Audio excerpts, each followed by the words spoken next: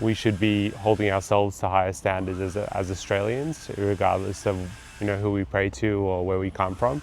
And I think that's a pretty universal feeling that most people get behind. I'm here in Wellington Street in Woollahra, where a car has been torched and up to a dozen others vandalised with anti-Israel graffiti, just like this behind me, in an early morning attack in the prominent Jewish area of Sydney's eastern suburbs. It's not the sort of thing you want to see, especially as a Jewish person living in Australia, born in Australia.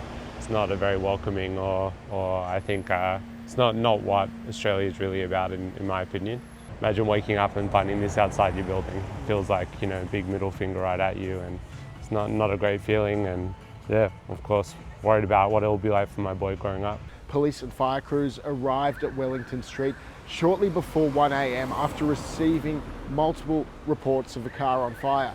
Fire crews were able to extinguish the blaze, but the car was destroyed, and a large number of cars in surrounding streets have been spray painted with the words F Israel.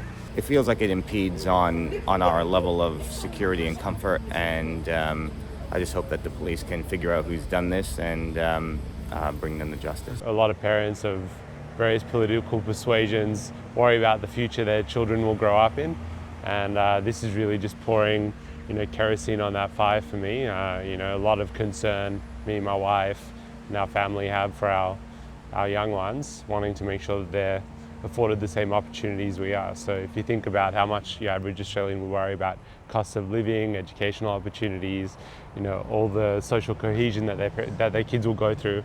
It is understood no one was injured in the attack. Forensic police teams are here on the streets.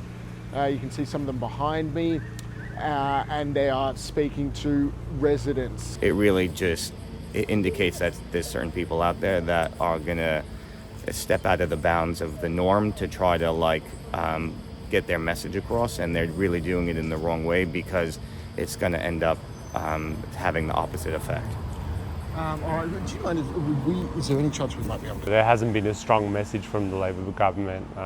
Penny Wong, Anthony Albanese, they've really, I think, emboldened and sort of haven't ever taken a strong enough position against this type of thing. And yeah, I think it shows. I think people feel that, this is acceptable, you can do this sort of thing and get away with it.